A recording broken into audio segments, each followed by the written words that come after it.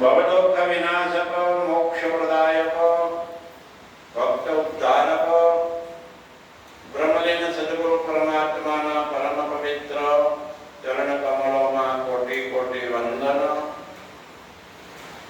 उपस्थित धर्मपरायण भाइयों, भक्तिमती माताओं और बहनों, परम कृपालु परमात्मा की महती अनुकंपा थी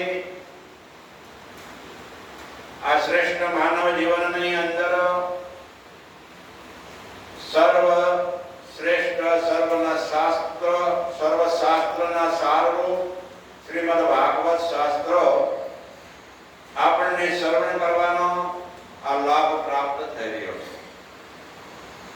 श्रीमद भागवत शास्त्र छे ए मोक्ष प्रदान ग्रंथ है कि अनादि कालथी जीवो जन्म मरणना चक्રની અંદર ફરી રહ્યા છે। જેમ કંકો ગોળ ગોળ ફરે છે તેમ તો અનંત જન્મના દુઃખો સહન કરી રહ્યા છે। એ દુઃખોથી પરિભ્રમણથી છોડાવવા વાળો આ ગ્રંથ છે। એ સાક્ષાત ભગવાનનું સ્વરૂપ છે। वांगमयी એટલે શબ્દમયી ભગવાનનું આ સ્વરૂપ ગણવામાં આવે છે, માનવામાં આવે છે। તો શ્રીમદ ભાગવત શાસ્ત્રની અંદર આપણે મંગલાચરણ કરતા શ્રવણ કર્યું। આ મંગલાચરણ આશીર્વાદમક મંગલાચરણ અને સાથે ભગવાનના બે સ્વરૂપ શ્રવણ કર્યા, સ્વરૂપ લક્ષણ અને તટસ્થ લક્ષણ। એટલું જ નહીં, ભગવાન દ્વારા આ જગત બને છે, રહે છે અને લીન થાય છે અને સર્વ પ્રકારના તાકોથી આપણને છોડાવીને મુક્તિ દેવા વાળો આ ગ્રંથ છે। તો આ શ્રીમદ ભાગવત શાસ્ત્ર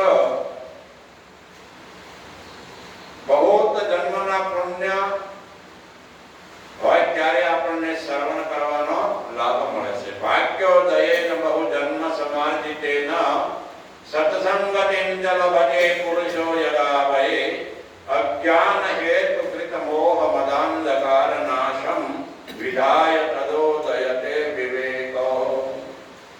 અનંત જન્મના પુણ્ય હોય એ જ શ્રીમદ ભાગવત શાસ્ત્રને શ્રવણ કરી શકે છે। શ્રવણ કરવાથી કે છે આપણા જીવનની અંદર શું લાભ થાય?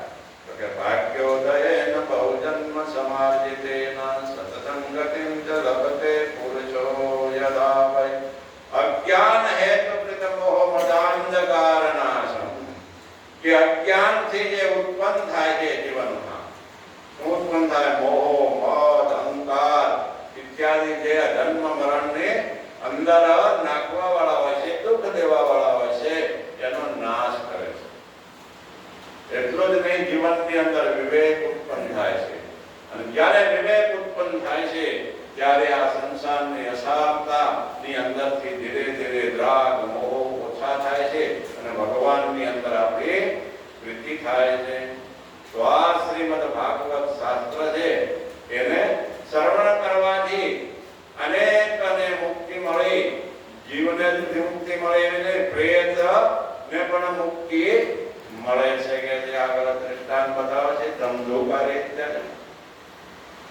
તો શ્રીમદ ભાગવત શાસ્ત્ર છે કે આપણા શરીરની અંદર જે અનાદિ કાળથી જળ ચેતનની ગ્રંથિ છે એને દૂર કરે છે। વિદ્યતે હૃદય ગ્રંથિ છિદ્યન્તે સર્વ સંશયા ક્ષીયન્તે તસ્ય કર્માણિ शब्दा सर्वने कृते।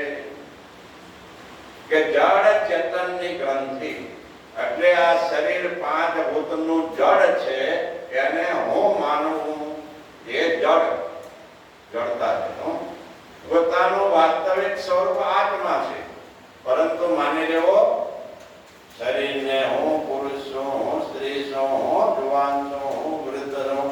તો આ બધા જે જડના જે ધર્મો છે પોતાની અંદર માની લે અને એને લઈને કર્તા ભોગતા બને છે. કર્તૃત્વ ભોક્તૃત્વ થઈને જે તે કર્મ કરે છે એ કર્મનું ફળ